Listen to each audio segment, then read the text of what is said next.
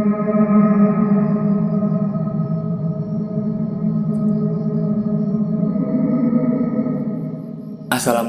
warahmatullahi wabarakatuh. Kembali lagi bersama kami, Saksi Misteri. Di video kali ini, saya akan menceritakan sebuah kisah misteri tentang tumbal pesugihan. Cerita ini diangkat dari seorang narasumber yang dimana nama dan tempat sudah kami samarkan agar menjaga dari hal yang tidak diinginkan di kemudian hari. Kisah ini menceritakan tentang seseorang yang melakukan perjanjian gaib untuk mendapatkan kekayaan. Sampai pada akhirnya, keturunannya lah yang menanggung akibatnya. Tapi sebelum masuk ke ceritanya, jangan lupa ambil posisi yang paling nyaman dan bunyikan tombol lonceng notifikasinya.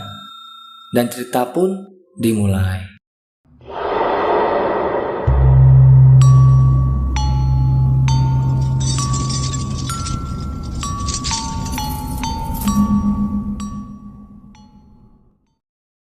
Hampir 8 tahun aku menikahi Nadia, anak dari pasangan Pak Sukoco dengan Ibu Murtini.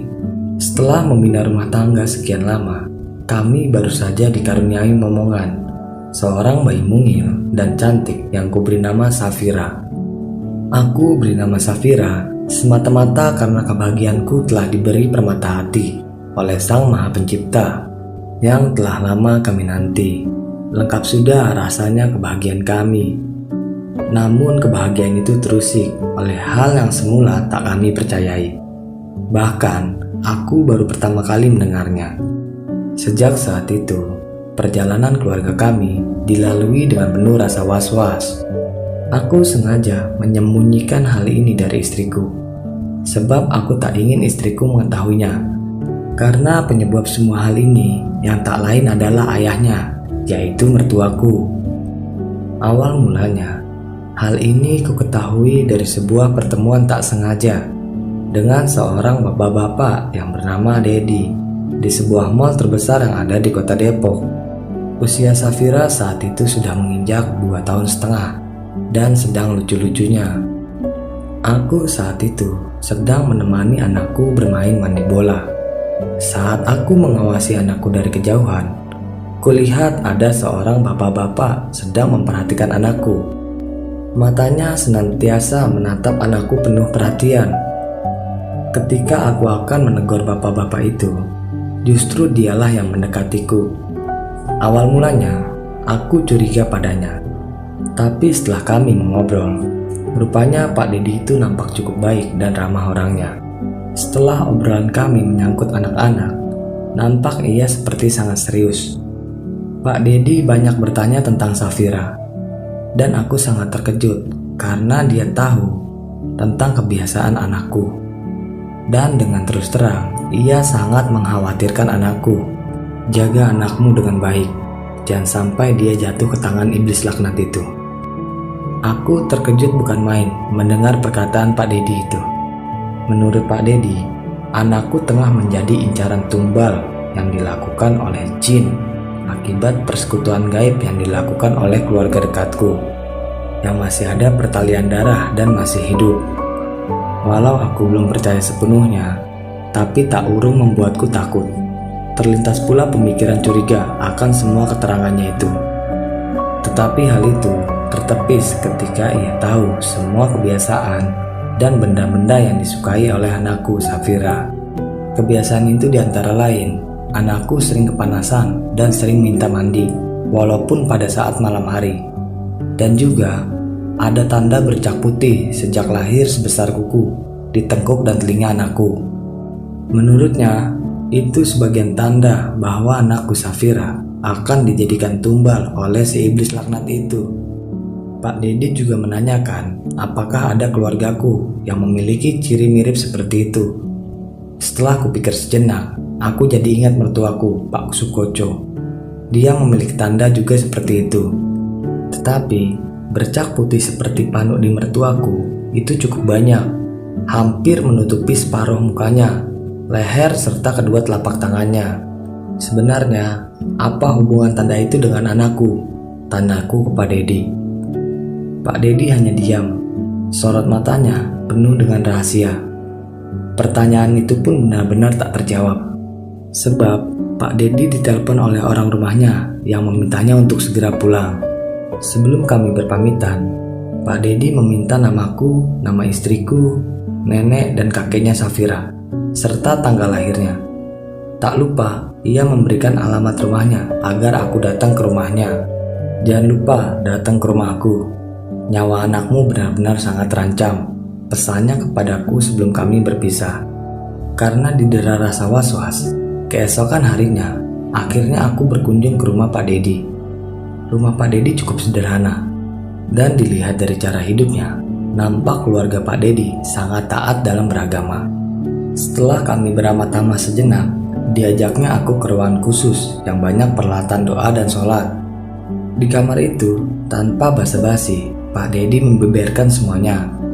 Beliau mengatakan bahwa semalam ia mendapat petunjuk bahwa benar Safira dalam ancaman maut. Ancaman maut itu berasal dari siluman bulus raksasa berwarna putih yang dipuja oleh leluhur Safira untuk meraih kekayaan dengan cara memberikan tumbal nyawa manusia. Pak Dedi tidak mengatakan siapa yang melakukan pesugihan itu.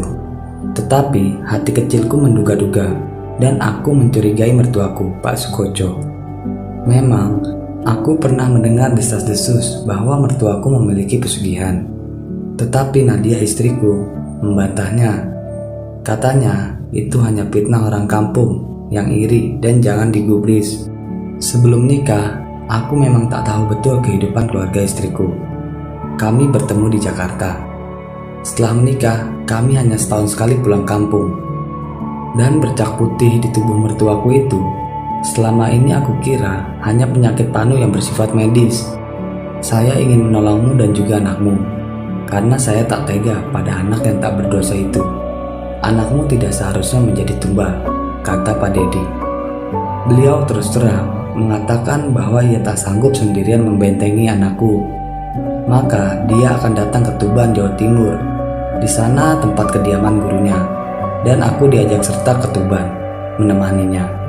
Tetapi sebelum aku berangkat ke Tuban, aku disuruh mengambil air dari telaga yang konon menjadi tempat berdiamnya siluman bulus itu untuk dibawa kepadanya. Hari itu sebelum aku pamit, aku diberinya sebuah botol yang di dalamnya terdapat gulungan kain putih.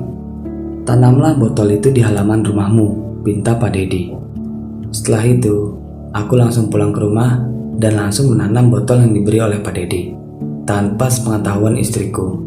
Keesokan harinya, aku pun mulai melakukan penyelidikan tentang mertuaku. Aku mohon pamit kepada istriku Nadia, dengan alasan akan keluar kota dalam rangka tujuan kerja. Aku terpaksa berbohong kepada istriku, dengan harapan dia tak mengetahui rencanaku, karena ini menyangkut keluarganya. Sesungguhnya aku pergi ke Jawa Tengah, ke sebuah tempat menurut petunjuk Pak Dedi. Letaknya beda kabupaten dengan asal istriku. Di sana aku menemukan banyak keterangan. Memang di sebuah tempat terdapat sendang keramat yang sering diziarahi orang dengan berbagai maksud, termasuk mencari pesugihan. Tempat itu bernama Sendang Bulus Jimbung. Konon menurut keterangan warga, siapapun yang datang ke Sendang Bulus Jimbung untuk tujuan mencari kekayaan, berhasil atau tidaknya ritual pesugihan itu, pasti badannya akan tumbuh bercak putih.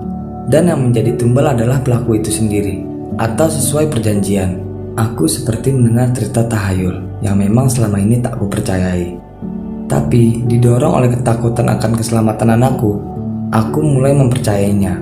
Setelah kudapatkan sebotol air dari sendang keramat itu, aku menyempatkan mampir ke rumah mertuaku selama 1 malam dan menginap di sana.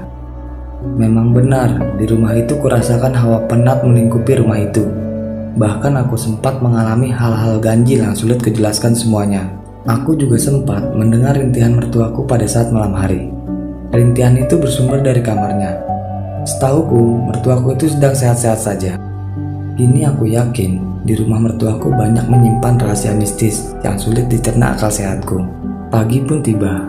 Aku langsung bergegas kembali ke Jakarta untuk menemui Pak Dedi.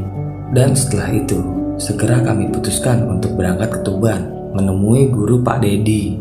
Singkat cerita, tibalah kami di rumah sederhana milik Kiai Sepuh, namun nampak religius dan senantiasa berwirid. Tasbih kecil tak lepas dari tangan kanannya, serta mulutnya senantiasa memuji kebesaran ilahi. Saat malam tiba, kami mulai melakukan ritual. Kami bertiga berada di kamar yang gelap dan melakukan beberapa salat khusus, serta membaca doa-doa. Setelah itu, aku diminta Pak Kiai terus-menerus membaca sholawat, serta memejamkan mata. Kini aku hanya mendengar suara geraman menakutkan, diselingi dengan bentakan-bentakan juga hawa panas seperti terpanggang api. Setelah lampu teplok dinyalakan oleh Pak Dedi, aku terkejut. Guru Pak Dedi itu sudah tak ada di tempatnya. Dia pergi entah kemana. Saat kutanyakan, Pak Dedi hanya tersenyum dan segera mengamasi barang-barang. Lalu langsung mengajakku pulang ke Jakarta malam itu juga. Aku ingin bertanya banyak, namun dengan isyarat tertentu, aku disuruh diam oleh Pak Dedi.